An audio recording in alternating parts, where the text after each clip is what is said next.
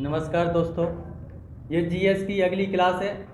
कल MP GK में मध्य प्रदेश के पुनर्गठन पहला चैप्टर शुरू किया था, जिसमें हमने राज्यों का पुनर्गठन देखा था। तो राज्यों के पुनर्गठन में कल 3 से 4 पॉइंटों पर चर्चा हुई थी। जैसे पहला पॉइंट था कि स्वतंत्रता के पहले भारत की क्या स्थिति थी। तो स्वतंत्रता के पहले भारत 2 भागों में बटा हुआ था। पहला भाग था जैसे ब्रिटिश भारत, दूसरा भाग था देसी रियासतें। ब्रिटिश भारत पर अंग्रेज डायरेक्ट रूप से शासन करते थे, देसी रियासतों पर किसी राजा या रानी का शासन था।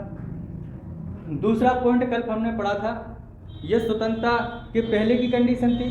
जब भारतीय स्वतंत्रता अधिनियम 1947 आया तो भारत में 2 डोमिनियन स्टेट भारत और पाकिस्तान की स्थापना की गई। पाकिस्तान को एक दिन पहले 14 अगस्त 1947 की स्वतंत्रता, भारत एक दिन बाद 15 अगस्त 1947 को डोमिनियन का दर्जा मिला था। तो इस समय हमने देखा था कि लगभग 600 रियासतें थी।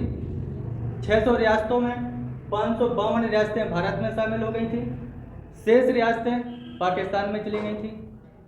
549 रियासतें आसानी से शामिल हो गई थी। 3 रियासतों पर हमने विस्तृत कल चर्चा की थी, जैसे आपका जूनागढ़ रियासत है, जम्मू कश्मीर रियासत है और हैदराबाद रियासत है, जो शामिल नहीं हो रही थी। तो हमने इन पर कार्रवाई के शामिल किया।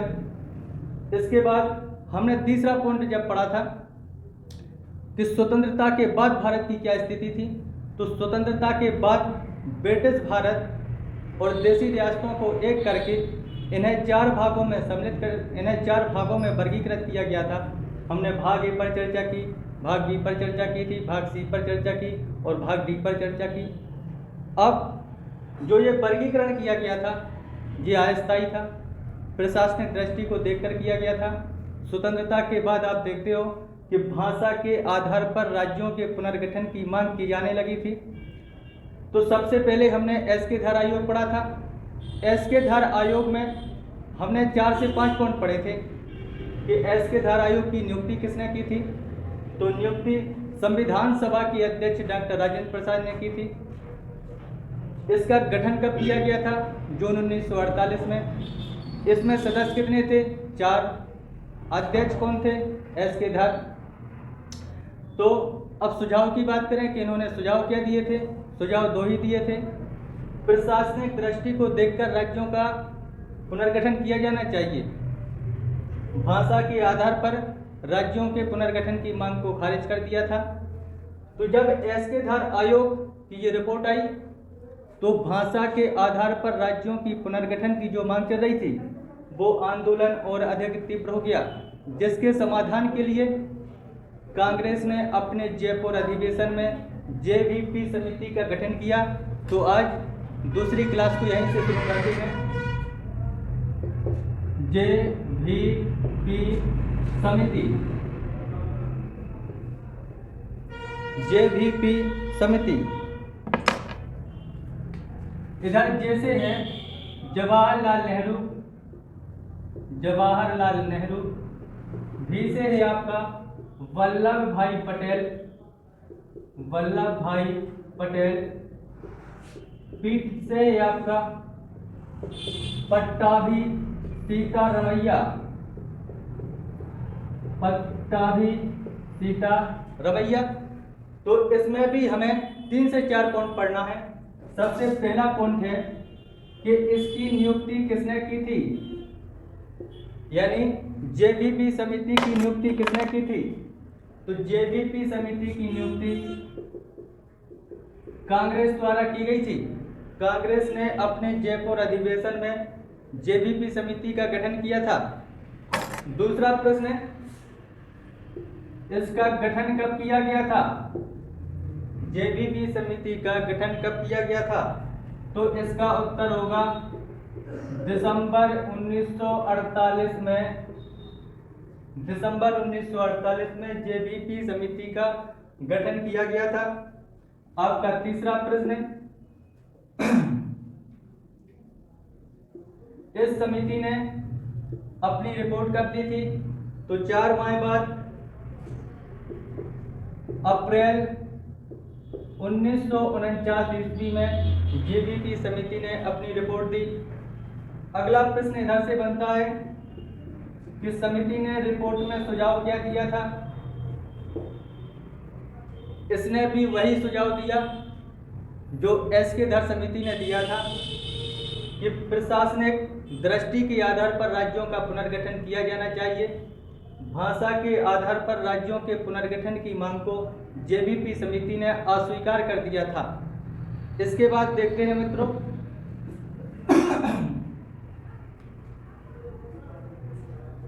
जब जेबीपी समिति ने भाषा के आधार पर राज्यों के पुनर्गठन की मांग को खारिज कर दिया तो दक्षिण में एक प्रांत था मद्रास।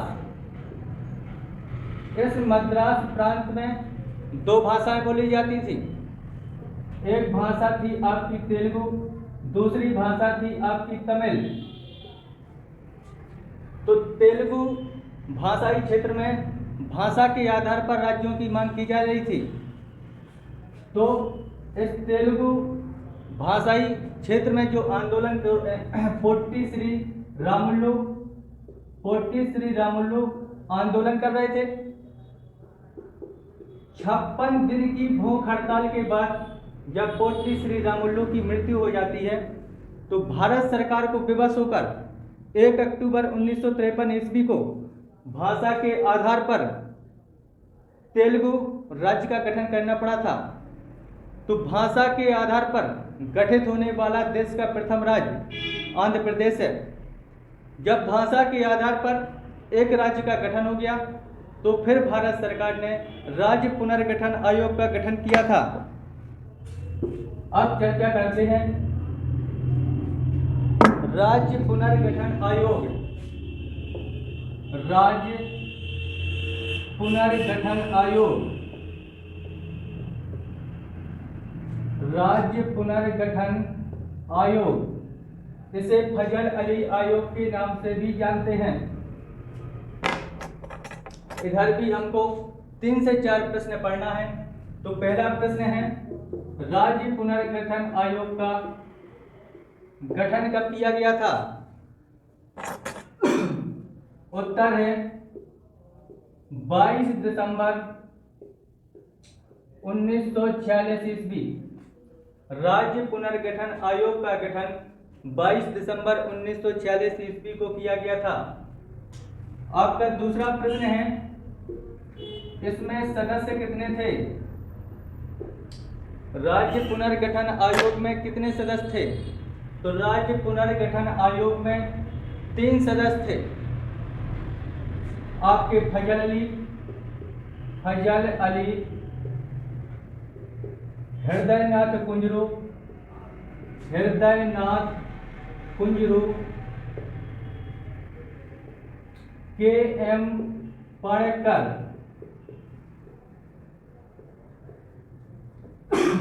तो राज्य पुनर्गठन आयोग में 3 सदस्य थे, फजल अली, हृदयनाथ कुंजरू, के.एम. पाणेकर।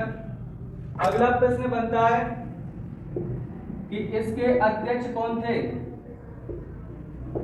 अध्यक्ष कौन थे? तो राज्य पुनर्गठन आयोग के अध्यक्ष थे फजल अली। इधर से चौथा प्रश्न बनता है कि इस आयोग का उद्देश्य क्या था? उद्देश्य आपका वही होगा भाषाई आधार पर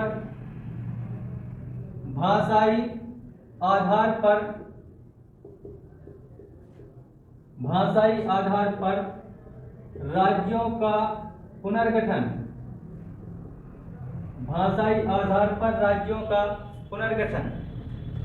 इधर से 5वां प्रश्न बनता है राज्य पुनर्गठन आयोग ने अपनी रिपोर्ट कब सौंपी थी? राज्य पुनर्गठन आयोग ने अपनी रिपोर्ट 30 दिसंबर 1955 ईस्वी को सौंपी थी। राज्य पुनर्गठन आयोग ने अपनी रिपोर्ट 30 दिसंबर 1955 ईस्वी को सौंपी थी। तो इस रिपोर्ट में इसने क्या सुझाव दिए थे? राज्य पुनर्गठन आयोग ने 2 सुझाव दिए थे। सुझाव तो कई दिए थे, लेकिन हमको राज्यों का गठन देख रहे हैं तो इधर हम सिर्फ 2 ही सुझाव पढ़ेंगे। तो पहला है राज्यों के वर्गीकरण को समाप्त किया जाए। राज्यों के वर्गीकरण को समाप्त किया जाए, इन्हें एक भाग में सम्मिलित किया जाए। इन्हें एक भाग में सम्मिलित किया जाए। सम्मिलित किया जाए। इस पॉइंट का मतलब है राज्यों के वर्गीकरण को समाप्त किया जाए। स्वतंत्रता के पश्चात आपने देखा होगा कि भारत 4 भागों में बटा हुआ था, भाग ए, भाग बी, भाग सी, भाग डी। तो इधर पहले पॉइंट का वही अर्थ है कि जो भारत 4 वर्गों में बटा हुआ था, ए, बी, सी, डी, उसको समाप्त किया जाए। इसे एक भाग भारतीय संघ में सम्मिलित कर दिया जाए। दूसरा सुझाव दिया था इसने कि 16 राज्य और 3 केंद्र शासित प्रदेशों का गठन किया जाए। 16 राज्य और 3 केंद्र शासित प्रदेशों का गठन किया जाए। तो भारत सरकार ने फजल अली आयोग की सिफारिश में थोड़ा बहुत संशोधन करके लगभग इसकी सभी सिफारिशों को मान लिया था।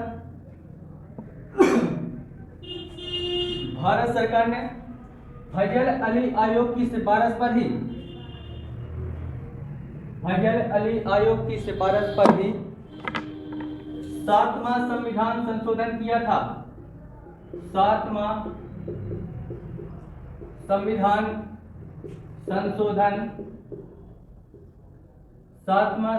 संशोधन अधिनियम 1956 किया था।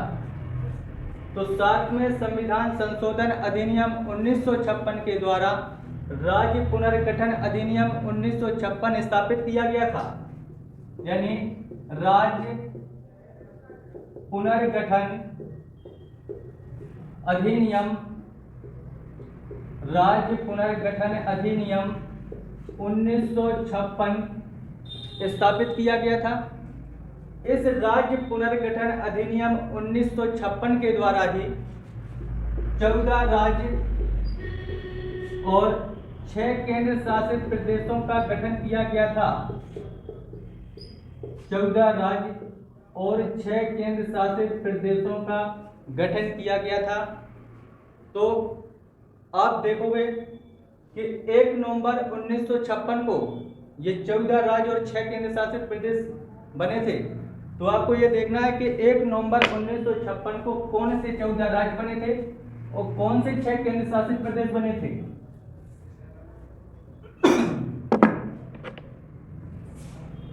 1 नवंबर 1956 को 14 राज्य बने थे और 6 केंद्र शासित प्रदेश बने थे। 6 केंद्र शासित प्रदेश बने थे। आपको मैं याद करने का तरीका बताऊं कि ये 14 राज्य आपको कैसे याद हो जाए। सबसे पहले आप दक्षिण भारत के राज्य सबसे ऊपर लिख लो, फिर आपको जो मध्य भारत के हैं वो आपको सब याद हो जाएंगे। तो दक्षिण भारत में सबसे ऊपर चला जाता आपका मद्रास राज्य। मद्रास से ही आपका अलग हुआ था आंध्र प्रदेश 1953 में। तीसरा राज्य था दक्षिण भारत का मैसूर। चौथा राज्य था केरल। इसके बाद आपको इसका बाद है जैसे मध्य प्रदेश है, 6वें नंबर पर उत्तर प्रदेश है, 7वें नंबर पर राजस्थान है, 8वें नंबर पर पंजाब है, 9वें नंबर पर उड़ीसा है। इसके बाद बंगाल है, 11वें नंबर पर बिहार है, उड़ीसा है, असम है और जम्मू कश्मीर है। तो 1 नवंबर 1956 को ये 14 राज्य बने थे। 1 नवंबर 1956 को 14 राज्य बने थे। अब आपको देखना है कि 6 केंद्र शासित प्रदेश कौन से बने थे। 6 केंद्र शासित प्रदेश कौन से बने थे। 1 नवंबर 1956 को ये 14 राज्य बने थे। सबसे पहले हमने दक्षिण भारत के राज्य पढ़े हैं। मद्रास से आपका, इसके बाद मद्रास से आंध्र प्रदेश अलग हुआ।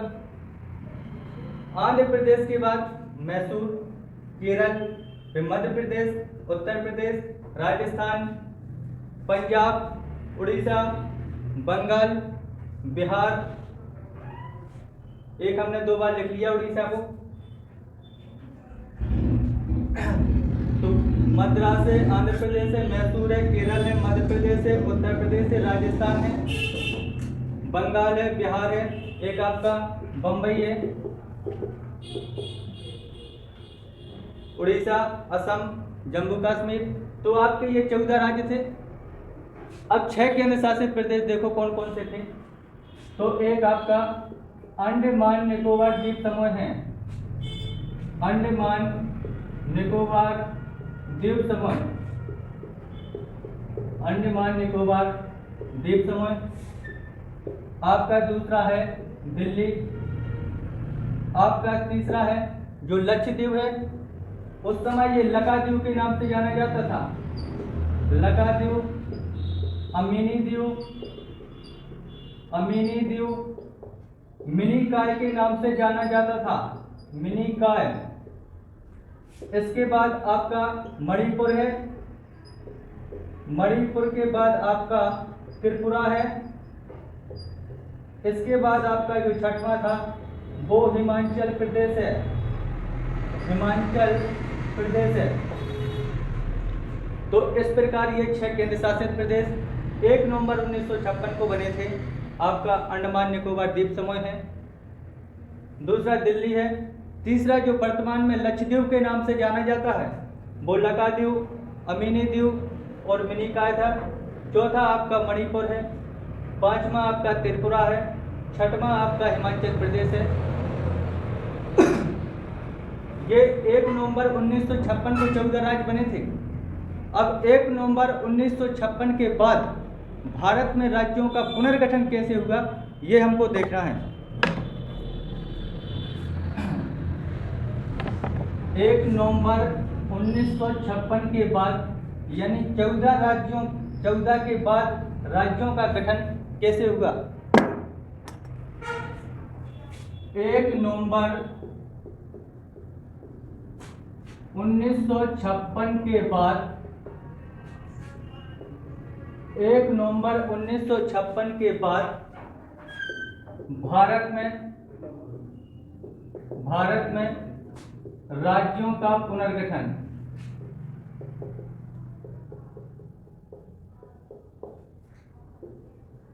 तो 1 नवंबर 1956 को भारत में 14 राज्य हैं इस समय। इसके बाद मैं आपको याद करने का एक आसान तरीका बताता हूं, जिसके बाद आप 14 के बाद एक क्रम से पढ़ सकते हो।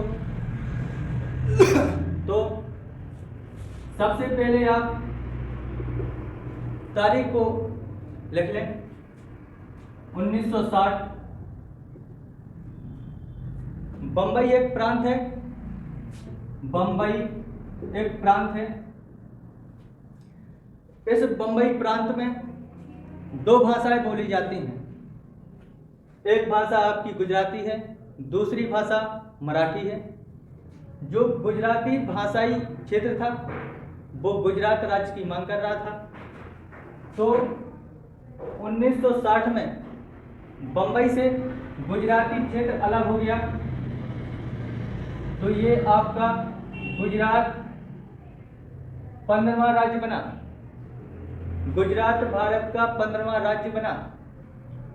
बंबई का जो शेष भाग था वो मराठी भाषाई क्षेत्र था, इसलिए इस शेष बचे भाग को महाराष्ट्र नाम से जाना गया। यानी कि 1960 में भारत का 15वां राज्य बना गुजरात। इसके बाद दूसरा पॉइंट देखते हैं 1962। 1962 में नागालैंड राज्य का गठन होता है। ये नागालैंड असम से अलग होगा, असम प्रांत से अलग होगा, तो नागालैंड भारत का 16वां राज्य बन जाएगा। नागालैंड असम से अलग होगा और भारत का 16वां राज्य बन जाएगा। 1962 के बाद आप देखो 1966। 1966 में हरियाणा राज्य का गठन होगा। ये हरियाणा पंजाब से अलग होगा और भारत का ये 17वां राज्य बन जाएगा। 1966 के बाद 1971 केंद्र शासित प्रदेश में हमने देखा था हिमाचल प्रदेश। हिमाचल प्रदेश, हिमाचल प्रदेश जो कि एक केंद्र शासित प्रदेश था, ये भारत का 18वां राज्य बना। अपने समझने के लिए आप लिख सकते हो कि ये केंद्र शासित प्रदेश था, केंद्र शासित प्रदेश था। 1971 के बाद, 1971 के बाद देखो आप 1972। 1972 में 3 प्रांतों का गठन हुआ था। वो 3 प्रांत थे। एक केंद्र शासित प्रदेश हमने हिमाचल प्रदेश को देख लिया। इसके बाद मणिपुर, मणिपुर, त्रिपुरा, मेघालय।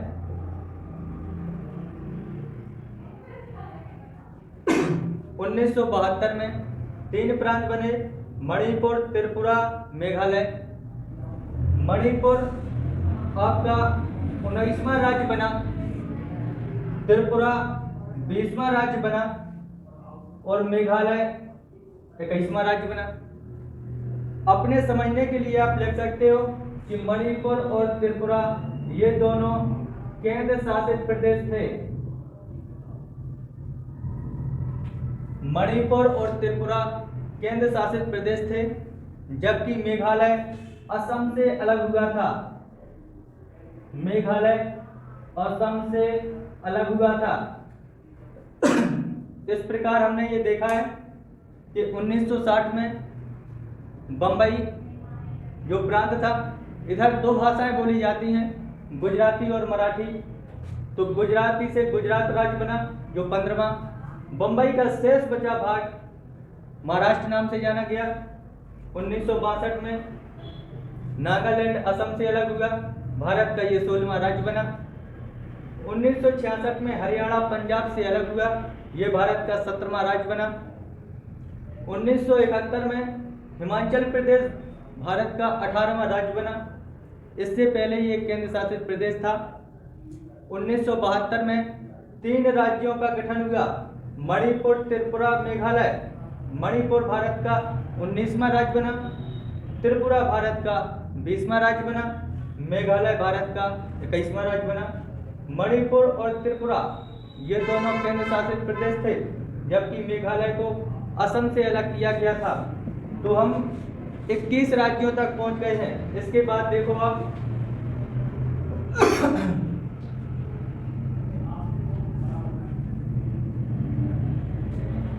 1972 के बाद आप 1975 में सिक्किम को पूर्ण राज्य का दर्जा मिला था।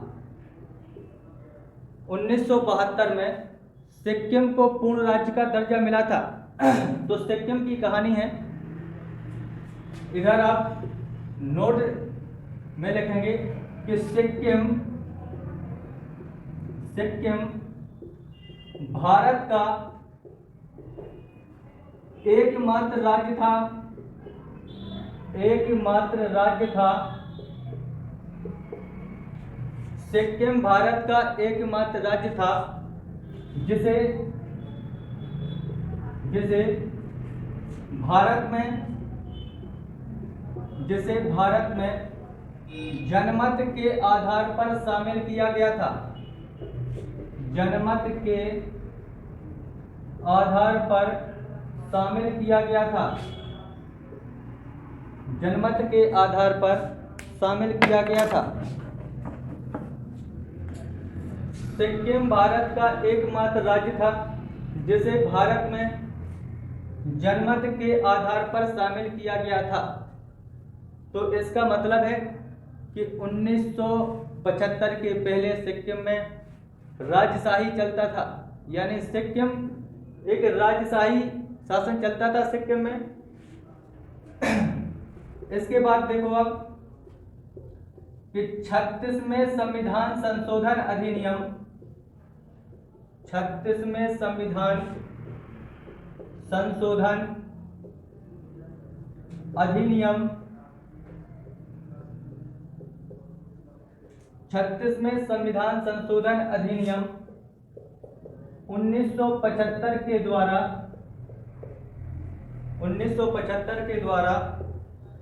सिक्किम को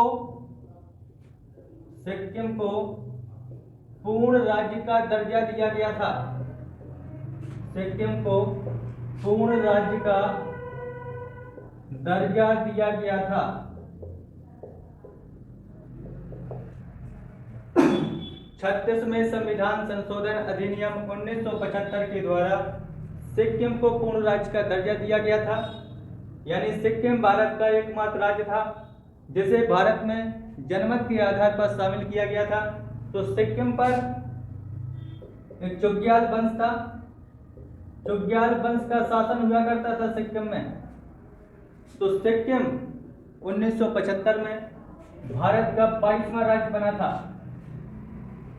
सिक्किम 1975 में भारत का 22वां राज्य बना था जिसे जनमत के आधार पर भारत में शामिल किया गया था 36वें संविधान संशोधन अधिनियम 1975 के द्वारा।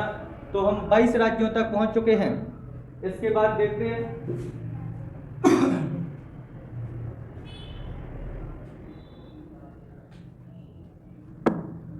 1987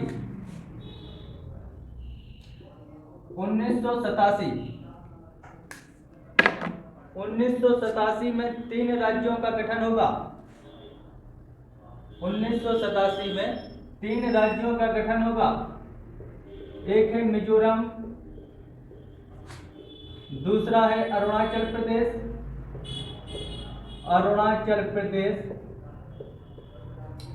मिजोरम, अरुणाचल प्रदेश, तीसरा है गोवा। तो मिजोरम आपका 23वां राज्य होगा, अरुणाचल प्रदेश 24वां राज्य होगा, गोवा आपका 25वां राज्य होगा। तो मिजोरम और अरुणाचल प्रदेश ये दोनों असम से अलग हुए थे, असम से अलग हुए थे। गोवा के बारे में हमको 3 पॉइंट पढ़ना है। पहला पॉइंट है कि गोवा पर पुर्तगीजों का शासन था।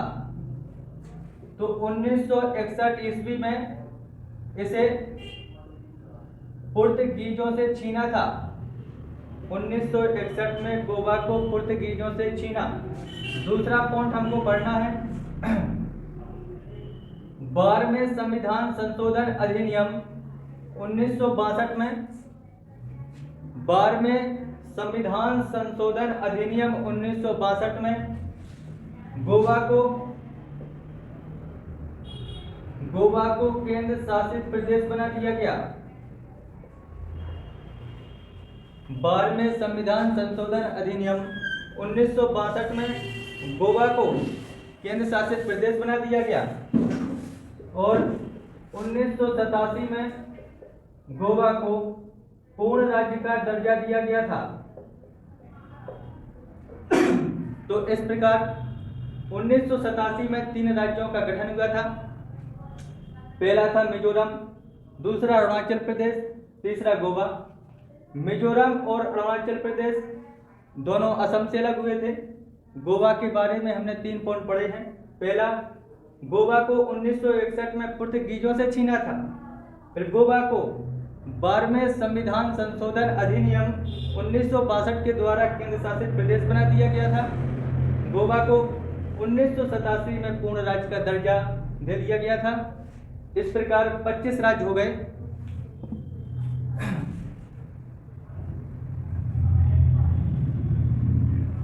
उन्नीस के बाद वर्ष 2000 में 3 राज्यों का फिर पुनर्गठन होगा। पहला राज्य है आपका मध्य प्रदेश, दूसरा है आपका उत्तराखंड और तीसरा राज्य है आपका झारखंड।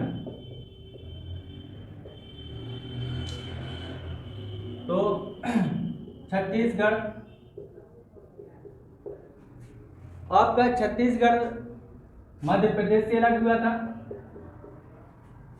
झारखंड, उत्तराखंड उत्तर प्रदेश से अलग हुआ था। झारखंड बिहार से अलग हुआ था। छत्तीसगढ़ भारत का 26वां राज्य बना था। उत्तराखंड भारत का 27वां राज्य बना था। झारखंड भारत का 28वां राज्य बना था।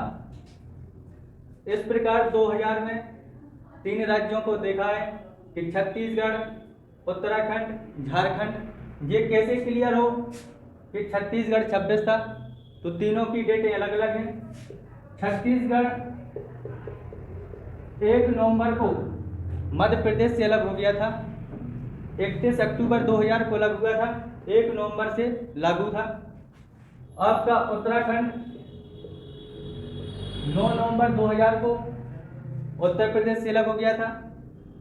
झारखंड बिहार से 15 नवंबर 2000 को अलग हो गया था। तो इसी तारीख के आधार पर हमने 26, 27 और 28वां राज्यों को क्रम दिया है। 28 राज्यों तक आप पहुंच गए।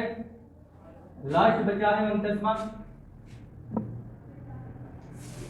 2014 में तेलंगाना आंध्र प्रदेश से अलग हुआ था। 2014 में तेलंगाना आंध्र प्रदेश से अलग हुआ था, जो कि भारत का 29वां राज्य बना था। ये तेलंगाना राज्य, इसके लिए कृष्णा आयोग का गठन किया गया था। कृष्णा समिति ने सिफारिश की थी, तो तेलंगाना को आंध्र प्रदेश से अलग किया गया। इस प्रकार आपके 1 नवंबर 1956 के बाद जो 14 राज्य थे, 14 के बाद हमने 29 राज्यों का एक क्रम से देखा कि कैसे इनका गठन किया गया था। वर्तमान में भारत में 29 राज्य न होकर 28 राज्य हैं और 8 केंद्र शासित प्रदेश हैं, क्योंकि जम्मू कश्मीर राज्य को राज्य की श्रेणी से हटाकर इसे केंद्र शासित प्रदेश बना दिया गया है। तो वर्तमान में 28 राज्य और 8 केंद्र शासित प्रदेश हैं। इस प्रकार हमने देखा कि राज्यों का पुनर्गठन कैसे हुआ। अब हमको चर्चा करना है मध्य प्रदेश के पुनर्गठन पर। अब हमारा चैप्टर है मध्य प्रदेश का पुनर्गठन।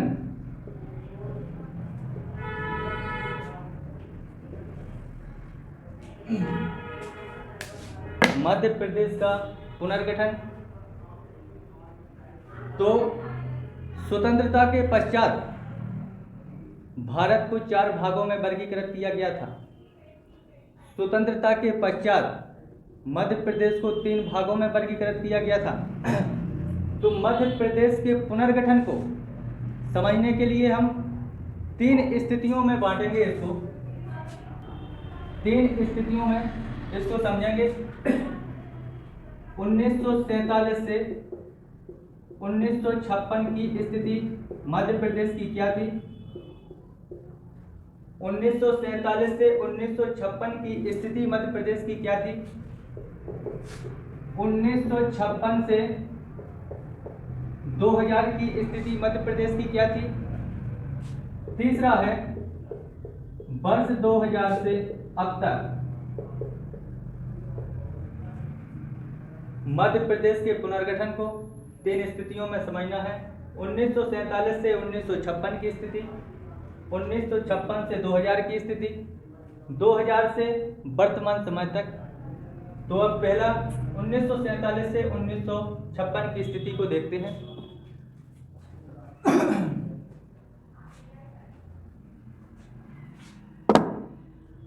1947 से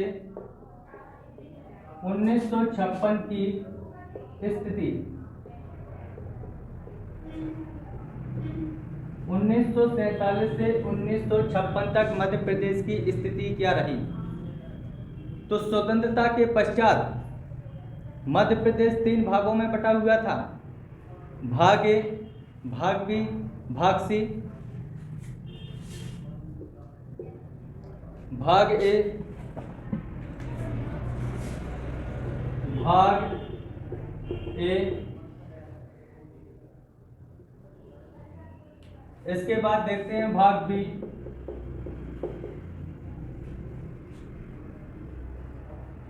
भाग सी।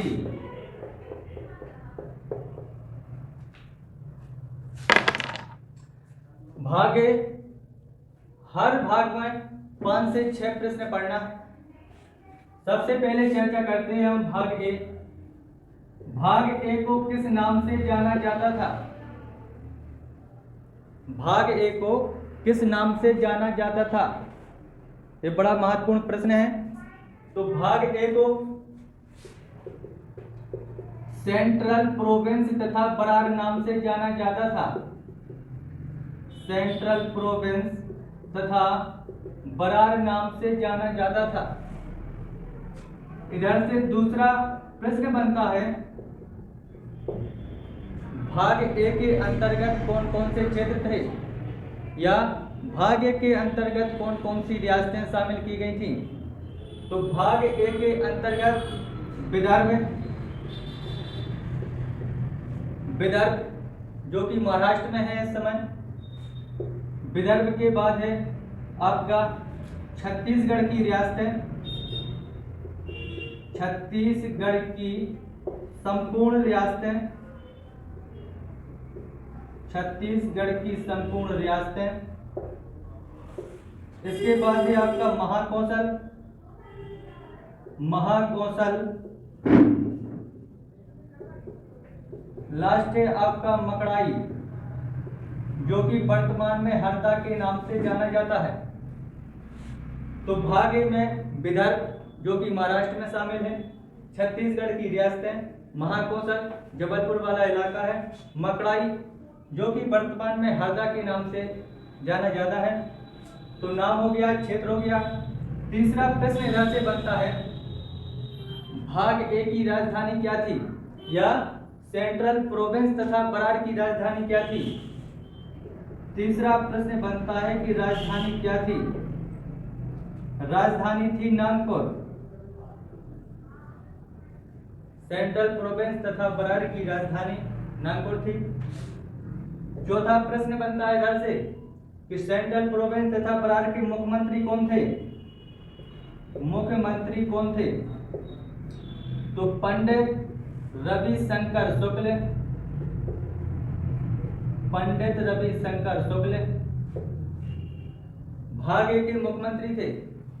इधर पांचवा प्रश्न बनता है कि भाग ए के राज्यपाल कौन थे? भाग ए के राज्यपाल थे राघवेंद्र राव। हर भाग में हमें इस प्रकार 5 से 6 प्रश्न देखना है कि भाग ए का नाम क्या था, सेंट्रल प्रोविंस तथा बरार। भाग ए में कौन कौन सी रियासतें थी? विदर्भ, छत्तीसगढ़ की संपूर्ण रियासतें, महाकौशल जो कि जबलपुर वाला इलाका है, मकड़ाई वर्तमान में हरदा नाम से जाना जाता है। राजधानी क्या थी? नागपुर। मुख्यमंत्री पंडित रविशंकर शुक्ल बने थे। राज्यपाल राघवेंद्र राव थे। इसी प्रकार भाग बी में अगर रियासतों की बात करें कि भाग ए में टोटल कितनी रियासतें थी, तो भाग ए में टोटल 15 रियासतें थी। एक प्रश्न इधर से निकलता है, अंग्रेजों ने सेंट्रल प्रोविंस का गठन कब किया था? यह सेंट्रल प्रोविंस केंद्रीय प्रांत या मध्य प्रांत है। तो सेंट्रल प्रोविंस को अंग्रेजों ने सेंट्रल प्रोविंस का गठन 1861 में किया था। अंग्रेजों ने ऐसे मुगलों और मराठों से जीता था। बरार प्रांत का गठन कब हुआ था? अंग्रेजों ने बरार प्रांत का गठन 1936 में किया था। इससे ज्यादा इधर से प्रश्न नहीं बन सकते हैं। इसी प्रकार भाग बी, पहला पॉइंट, भाग बी को किस नाम से जाना जाता था? भाग बी को मध्य भारत के नाम से जाना जाता था।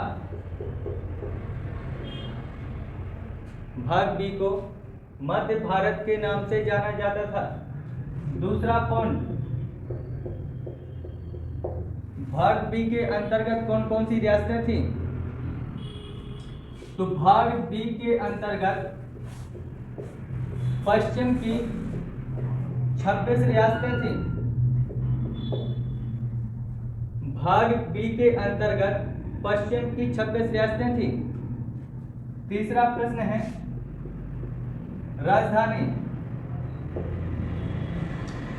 तो भाग बी की 2 राजधानी थी।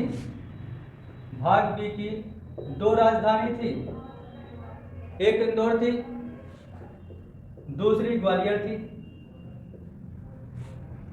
प्रश्न बनता है कि इंदौर कैसी राजधानी थी, ग्रीष्मकालीन के शीतकालीन?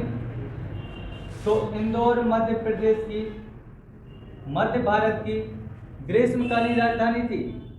अब प्रश्न बनता है कि ग्वालियर कौन सी राजधानी थी? तो ग्वालियर शीतकालीन राजधानी थी। दोनों 6-6 माह के लिए राजधानी बना करती थी। तो 2 पॉइंट हो गए। आपका अगला प्रश्न इधर से क्या बनेगा? भाग बी के मुख्यमंत्री कौन थे?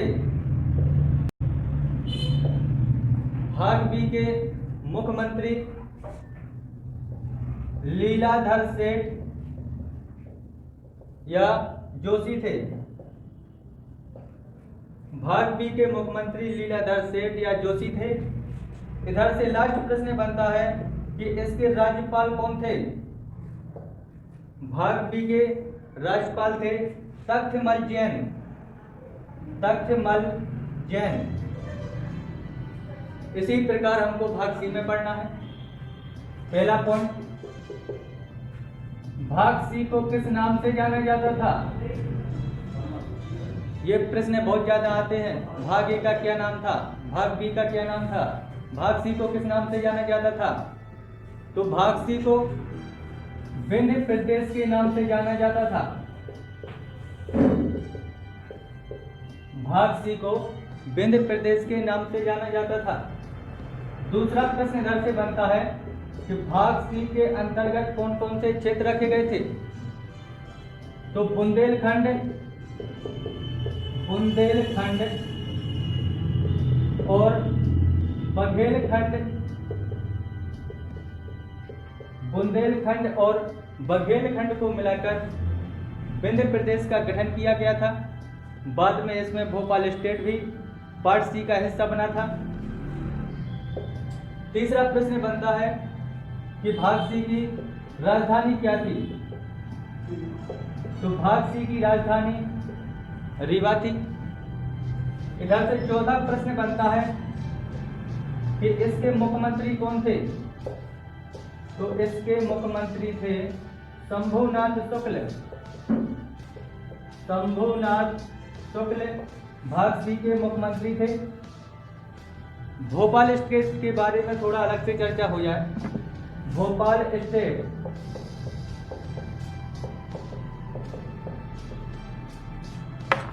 स्वतंत्रता के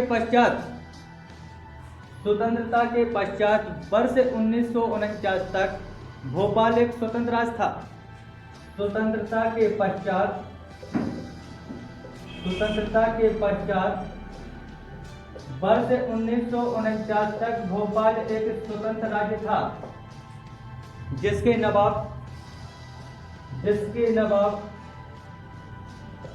हमीद उल्लाह खान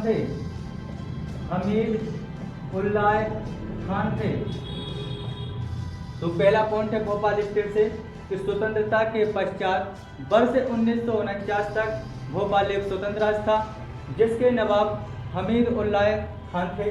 दूसरा प्रश्न बहुत बढ़िया इधर से बनता है कि भोपाल भाग सी में कब शामिल हुआ। तो 1 जून 1949 ईस्वी को भोपाल भाग सी में शामिल हुआ।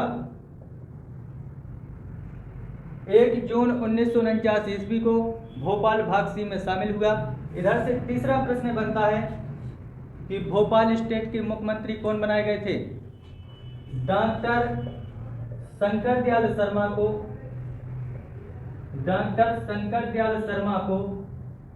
भोपाल स्टेट का मुख्यमंत्री बनाया गया था। जब 1956 को मध्य प्रदेश राज्य बना था तो राजधानी बनाने में कई समस्याएं आ रही थी। जबलपुर से भी प्रस्ताव आ रहे थे, इंदौर से भी प्रस्ताव आ रहे थे, भोपाल से भी प्रस्ताव गया था। तो डॉक्टर शंकर दयाल शर्मा ने भोपाल को मध्य प्रदेश की राजधानी बनाने का प्रस्ताव भेजा था। इन्हीं के प्रस्ताव को स्वीकार कर लिया गया था। इसी आधार पर भोपाल मध्य प्रदेश की राजधानी बनी थी। आज की क्लास में इतना ही।